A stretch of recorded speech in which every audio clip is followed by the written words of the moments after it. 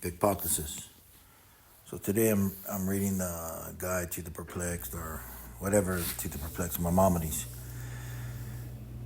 All right, well, here I go on a tangent. So,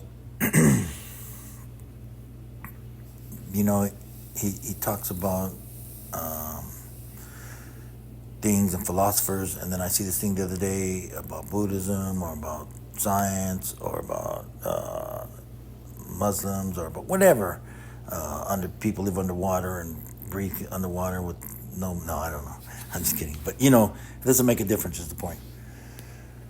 And and I think how they're all, at least from my studies, that at least Buddhism and Judaism or Judaism, whatever the proper way to pronounce it is, and I I think a little bit of there could be some Christian faiths that are also. And so I think about all that. So if I'm thinking about that, I think of about that as maybe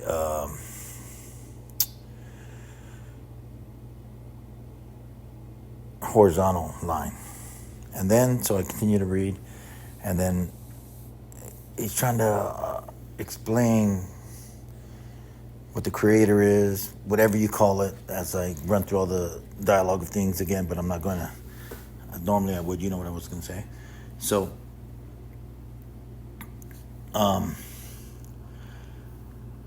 it's in the to this portion of this book is or at least this it seems this portion, and it has Roman numerals, and I don't know. It is what it is, but it's good. But and I get maybe to try to keep it authentic, but you know it's whatever. But so the thing is that how can you know the creator or whatever it is you think of the name or whatever you think it is in the universe that controls everything else in the universe? And if you think nothing, then you know what? That is it. Nothing is the same as everything, in my opinion. It's like it's the opposite sides of the coin, if that's what you think. Whatever you think.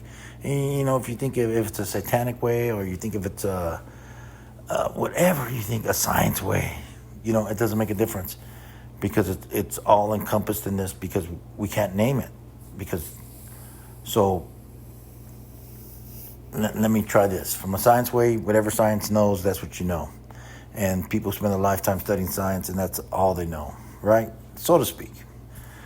And then the same with religion, or the same with any field of study that people dedicate their life to that field of study, and then we read them and we call them the scholarly or the knowledgeable or whatever people, and refer to them. So in any genre or path you would take, I would say, you can still apply that. See? So, but all these things you can know, and the one you cannot know is the creator.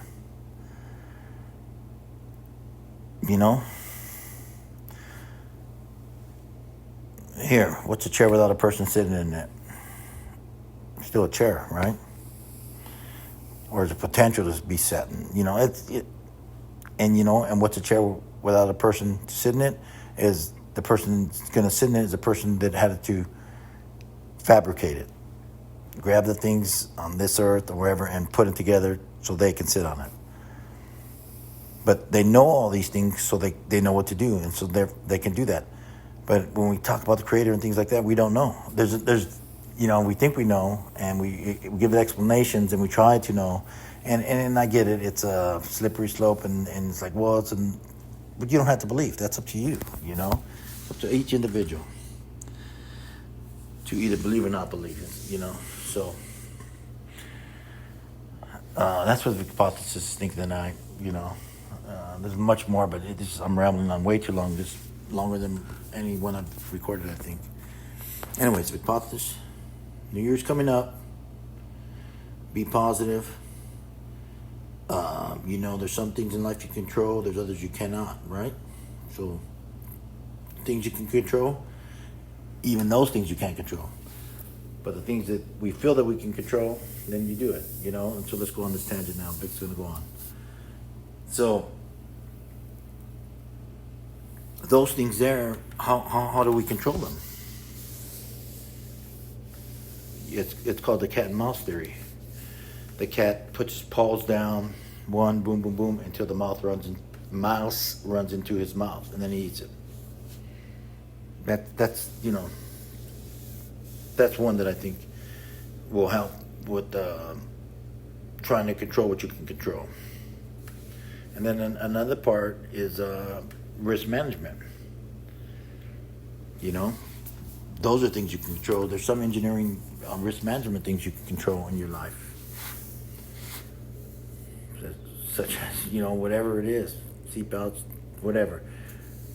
Turn the light on, walk properly, whatever it is, and then that also goes with the same with thinking and what we read in our mind and our thoughts. You see, that is a bigger part of in my opinion, of the risk management. Because without knowing, how could you know what's ahead of you? And so when you have the knowledge to know what's ahead of you, you can at least visualize or understand what passed or what's coming up. But it's the unknown, like always, that we don't know, because we don't know. And as we know, the more we know we don't know. Then that's the only way you can see the path or not see the path. And then it's up to you, a calculated decision where you want to go down that path. And then you have to re-employ all the things the risk management, the faiths or the science or whatever it is that you do. So that's a pretty good one, I think, for tonight, for everybody, and for the new year. But for the new year, just make a fist, be tight, and just look at it and know you're marching on, and everything's going to be fine for the new year. To all the people that are in the other part of this world or life or realm, whatever you want to call it, my family included, it doesn't diminish that it's not. It doesn't diminish that they're not included in this new year. In fact, they may be included more because they may be in your heart and your thoughts and all these things you do. So that's pretty much full circle, I hope. If not, I don't know. Vicpothesis, signing off.